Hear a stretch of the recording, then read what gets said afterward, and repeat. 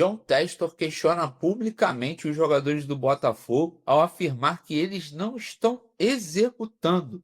Ele fez essa declaração defendendo o trabalho do atual treinador, Renato Paiva, dizendo que confia no sistema de jogo, dizendo que confia no trabalho do treinador, mas que os jogadores não estão executando. Esse é o tipo de fala que só serve para atrapalhar, que você claramente expõe os jogadores e você gera algum tipo de insatisfação. Não tem como isso não gerar alguma faísca lá dentro do grupo dos jogadores do Botafogo, porque você claramente está dizendo assim: olha só, o técnico é bom, o jogador que não está conseguindo fazer o que o técnico quer que eles façam. E isso, de certa forma, é um desmerecimento de jogadores que acabaram de ser campeões de tudo e que sempre conseguiram executar o que o técnico anterior propunha e estabelecia como estratégia, posicionamento, movimentação.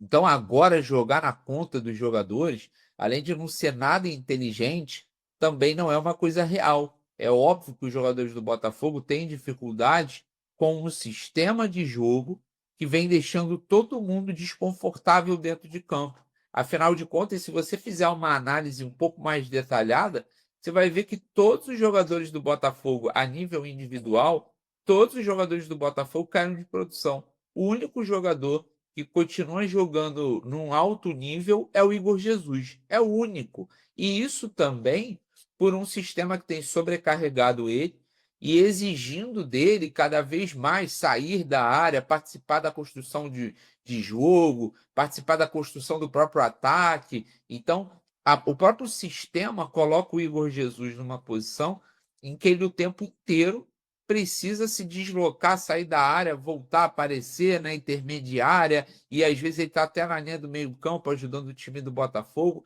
Tirando ele, qual outro jogador do Botafogo vem jogando num alto nível? Nenhum. Nenhum. O único que a gente pode colocar é o John, mas o goleiro é a única posição que não sofre diretamente com as mudanças no sistema de jogo ou com um sistema de jogo que não vem ajudando os jogadores do Botafogo. Então, a fala do Testo é uma fala péssima, ela não tem nenhuma utilidade, né? É uma espécie de pressão nos jogadores, é como se fosse, olha, vocês não estão correndo como deveriam, não estão se dedicando como deveriam, e é por isso que o Botafogo está nessa situação. O Paiva já tinha dado uma declaração também, quando ele fala que ele tinha visto gols evitáveis, né? Renato Paiva vê gols evitáveis em jogo do Botafogo. O técnico citou que a equipe tem que defender melhor após gol do Atlético Mineiro em cobrança de escanteio. E é claro que você vê aquele gol em que a bola está dentro da pequena área e o John não sabe se vai ou se fica, e quando ele vai, ele já está totalmente fora do tempo de bola e o jogador sobe nas costas do Gregory e o Marlon Freitas está perto olhando sem saber o que faz. É claro que se você olhar isso e tirar do contexto, você vai dizer, pô, falhou o John, falhou o Gregory, falhou o Marlon Freitas, ou pelo menos foi passivo no lance. Mas quem é que organiza o posicionamento do time na bola parada? São os próprios jogadores que chegam lá e falam: ó, você pega o fulano, você o Beltrano? Não, né? Então, seja uma bola parada de ataque ou de defesa, a função do treinador é organizar esse posicionamento e já determinar quem vai ficar de olho em qual jogador do adversário e qual tipo de movimentação que tem que ser feita. Porque você, dentro de uma jogada de bola parada, tem os jogadores da sobra e tem os jogadores que atacam.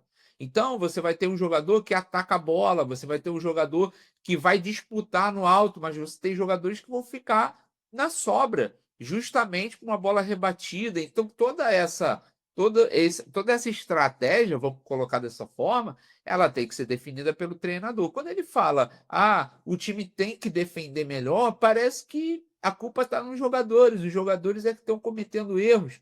Mas se o time tem que defender melhor, quem é que organiza o time? Quem é que é o responsável? Então, sinceramente, eu já vi o Paiva dar uma outra declaração também, onde ele disse que o time estava cometendo muitos erros técnicos, e erro técnico claramente é erro individual. É o jogador jogando abaixo. E aí eu vou voltar ao início do questionamento. Se todo mundo está jogando abaixo, será que a culpa é de todo mundo e nada do treinador? É uma coisa bem esquisita de você pensar. Então, eu acredito que o Renato Paiva já está sofrendo algum tipo de desgaste internamente. Ontem teve um perfil botafoguense que botou que ele estava sendo questionado, e aí prontamente o Testor foi lá e respondeu, dizendo que isso era uma mentira e tal. Eu nem acredito que seja verdade mesmo, não, porque tem uns perfis que eles não têm muito comprometimento com a verdade, né? Eles querem mesmo clique, e aí o cara vai lá e fala, e aí todo mundo clica, compartilha, o perfil tem um certo impulsionamento. E no fim das contas, aí alguém diz que não é verdade e tal, mas algum tipo de desgaste, eu acredito que o Paiva já esteja sofrendo sim, porque claramente os jogadores estão desconfortáveis em campo. E quando você vê o teu treinador jogando na fogueira na entrevista coletiva, né? Para fazer isso, você tem que ter o grupo na mão. É completamente diferente do Abel Ferreira chegar numa entrevista coletiva e falar individualmente. O Abel Ferreira está no Palmeiras há muito tempo, tem o grupo na mão, é respeitado e ele é um cara que também, em vários momentos, sai em defesa do grupo dele. Então, é como se ele tivesse a credibilidade o suficiente para, em alguns momentos, pegar e falar individualmente do jogador X ou do jogador Y. Renato Paiva chegou outro dia, não é um cara conhecido por ter um ótimo relacionamento, não é um cara, pelo menos no Bahia, não teve um relacionamento bom, saudável, teve alguns problemas, teve algumas discussões, teve algumas divergências. Então, ele não tem credibilidade nenhuma para simplesmente chegar agora e falar dos jogadores. Falando do jogo de hoje, que é o que também muito nos importa, tudo indica que Danilo Barbosa será improvisado na zaga. E eu falo, já vou adiantar para vocês aqui que, para mim, ele tinha que ser o titular, enquanto o Bastos está machucado. A gente sabe que o Danilo também estava se recuperando de uma pubalgia, não tinha condições de jogo. Mas eu acho que ele é um jogador muito mais pronto e vigoroso do que o Jair. O Jair é aquela história, tem potencial, é um jogador que tem características muito interessantes, tudo isso é muito bonito, muito legal, mas assim, no momento, o Jair é um jogador que, como eu já falei em vários outros vídeos, o Jair perde dividida, o cara tromba nele, cai no chão, um cara de 2 metros de altura, zagueiro que cai no chão quando alguém tromba com ele. Eu acho isso totalmente fora de qualquer contexto. Então, se ele tem muito potencial, significa que ele pode se tornar um grande jogador. No momento, ele não é um jogador pronto. E uma das piores coisas que aconteceu com o Botafogo foi o Bastos ter piorado, agravado a sua lesão e ficar afastado mais tempo. O Danilo Barbosa, sempre que entrou na zaga, entrou bem. Ele é um jogador alto, ele é um jogador que é muito bom no jogo aéreo, não só por ser alto, né? Mas porque ele é um cara que tem bom tempo de bola, tem uma boa impulsão, e ele é muito forte. É muito difícil alguém ganhar uma dividida dele, no corpo. Então, e sem contar que ele também é um jogador que tem uma boa mobilidade.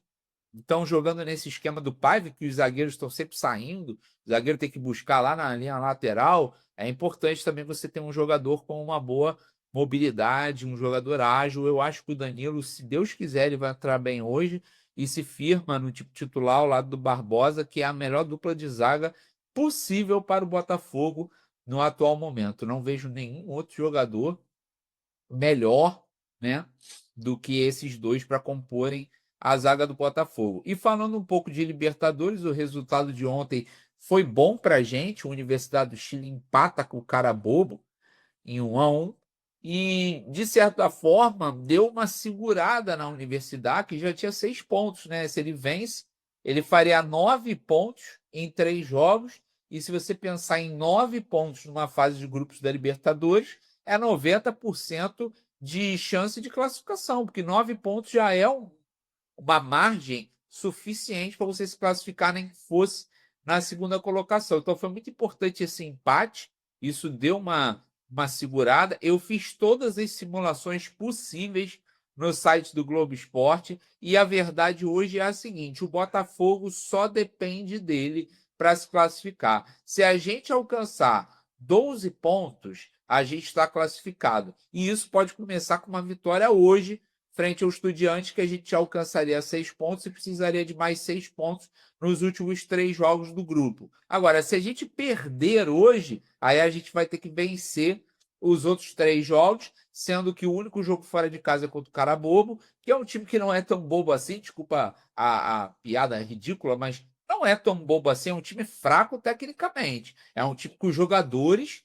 pô, devem muito. Agora, em termos de coletivo, em termos de organização, é um belo trabalho que tem lá dentro, mas é um jogo completamente acessível para a gente ir lá na casa deles e ganharem. E aí tem que vencer os outros 2 jogos dentro de casa. Aí não tem como negociar. Aí não tem como dizer, não, empata aqui, não sei o quê, não. Se a gente quer se classificar, a gente tem que ganhar os próximos 2 jogos em casa e ganhar do Carabobo lá na Venezuela. Se a gente hoje, porventura, empatar, eu já vou dormir assim no céu, porque a gente vai a 4, segura o Estudiantes vai estar perdendo ponto em mais um jogo dentro de sua própria casa, e aí a gente vai para os próximos 3 jogos sem a necessidade de ganhar os 3. Aí a gente poderia, por exemplo, até empatar com o Carabobo e ganhar os outros 2 jogos, e dessa forma a gente chegaria a 5 e 6, 11 pontos. 11 pontos também seria o suficiente para se classificar, nem que fosse segundo colocado,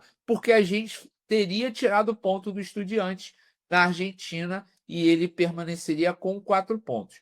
Caso a gente perca, ainda não é para ficar dizendo que já era, está eliminado, acabou a Libertadores. Não, ainda assim vamos depender só da gente ganhando os nossos 3 jogos, porque a Universidade do Chile ainda enfrenta o Estudiantes, ainda enfrenta o Botafogo no estádio Newton Santos, o Estudiantes enfrenta a Universidade do Chile, enfrenta o Botafogo no Newton Santos, ou seja, são jogos que, na teoria, esses times perdem ponto. E a gente, para se classificar, ganha as nossas partidas e consegue a classificação. Sendo muito sincero, sem clubismo aqui, sem nenhum tipo de demagogia, eu não acredito nessa vitória do Botafogo hoje. Eu acho que um empate seria maravilhoso. Agora, a esperança que eu estou nutrindo, e que é a esperança que todos nós, torcedores, sempre nutrimos em qualquer situação. A gente já viveu as piores situações e a gente sempre criava alguma coisinha para se apegar.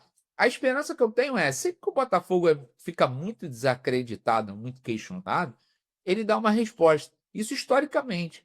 Não é só o time de hoje ou o time de, perdão, de 2024. O Botafogo é um time que historicamente sempre se colocou numa posição de muito questionamento, sabe? E agora já era, e agora é ladeira abaixo, o Botafogo sempre conseguiu dar alguma resposta. Então eu me apego a isso. Eu me apego muito mais à história do que ao presente. Quem sabe a mística da nossa camisa de renascer, né, de reagir nos momentos que ninguém acredita mais, aconteça hoje e a gente saia da Argentina com 6 pontos, com uma vitória e totalizando 6 pontos, e isso colocaria a gente praticamente com a mão na classificação. Vamos aguardar, eu acho um empate maravilhoso e mais uma vez a derrota não coloca nada a perder, não. A gente ainda tem os nossos jogos em casa, o jogo contra o Carabobo, que realmente é o time mais frágil da nossa tabela, e a gente pode se classificar. Beleza? Tudo nosso. Até.